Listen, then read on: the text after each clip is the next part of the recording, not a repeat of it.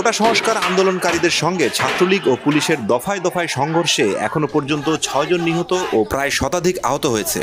চলুন এক নজরে দেখে নিই আজকের সারা দেশের চিত্র।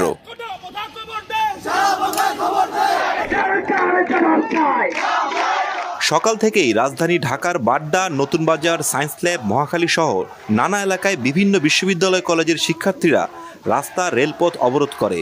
এর পাশাপাশি আন্দোলনকারীদের সাথে ছাত্রলীগের ধাওয়া পাল্টা ধাওয়া চলছে। ঢাকা কলেজ ও ঢাকা সিটি কলেজের সামনে থেকে 2 জনের রক্তাক্ত মরদেহ উদ্ধার করা হয়। মঙ্গলবার বিকাল 4টার দিকে চট্টগ্রামের ছাত্রলীগের সঙ্গে কোটা সংস্কারকারী আন্দোলনকারীদের সংঘর্ষে 3 জন নিহত হয়েছে। চট্টগ্রাম মেট্রোপলিটন পুলিশের commissioner Saiful Islam the daily স্টারকে বলেন, নিহতদের একজন চট্টগ্রাম কলেজের শিক্ষার্থী, আরেকজন পথচারী, অপরজন ব্যবসায়ী।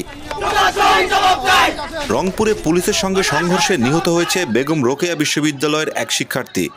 দুপুর 2:30টার দিকে কোটা আন্দোলনকারী শিক্ষার্থীরা মিছিল নিয়ে ক্যাম্পাসে প্রবেশ করার চেষ্টা করলে পুলিশ তাদের বাধা দেয়। এক পর্যায়ে পুলিশের সঙ্গে তাদের সংঘর্ষে আবু সাইদ নামে এক শিক্ষার্থী নিহত হন। তিনি বেগম রোকেয়া বিশ্ববিদ্যালয়ের ইংরেজি বিভাগের 12তম ব্যাচের শিক্ষার্থী।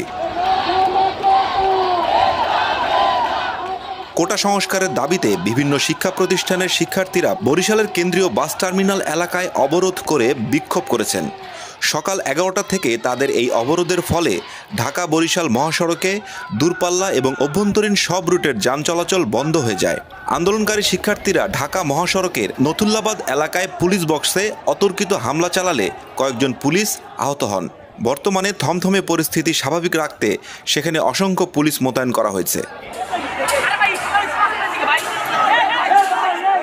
রাজশাহী বিশ্ববিদ্যালয়ে দুপুর 2টার পর থেকে বিভিন্ন হল থেকে শিক্ষার্থীরা বিক্ষোভে যোগ দিতে ক্যাম্পাসে জড়ো হতে শুরু করে।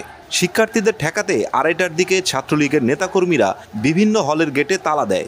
এ সময় শহীদ জিয়াউর রহমান হলের ভেতর শিক্ষার্থীদের সঙ্গে ছাত্রলীগ নেতাকর্মীদের সংঘর্ষ হয়।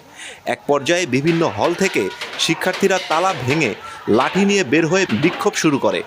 এই সময় বিশ্ববিদ্যালয়ের কয়েক হাজার শিক্ষার্থীদের বিক্ষোভের মুখে ক্যাম্পাস থেকে বের হয়ে গেছে রাজশাহী বিশ্ববিদ্যালয়ের শাখা ছাত্রলীগের সভাপতি মোস্তাফিজুর রহমান বাবু ও সাধারণ সম্পাদক আসাদুল্লাহ হিল গালিব।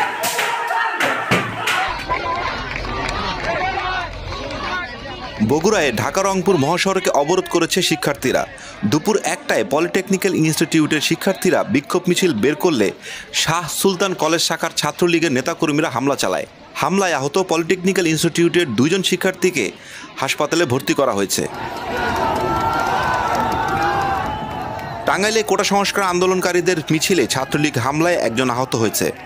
সকাল 11টায় কোটা সংস্কার আন্দোলনের শিক্ষার্থীরা প্রেস ক্লাবের সামনে থেকে মিছিল নিয়ে শহীদ মিনারের কাছে পৌরসভার সামনে পৌঁছালে লাঠি ও লোহার রড নিয়ে তাদের উপর হামলা করে ছাত্রলীগের নেতাকর্মীরা।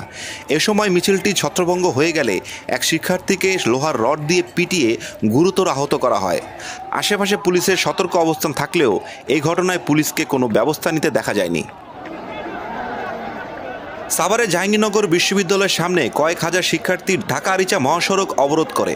তাদের সঙ্গে সাভারের আশেপাশের বিভিন্ন বেসরকারি বিশ্ববিদ্যালয়, কলেজ ও স্কুলের প্রায় 3-4 হাজার শিক্ষার্থী মহাসড়কের প্রান্তিক গেট থেকে ডেইরি গেট পর্যন্ত অবস্থান নেয়।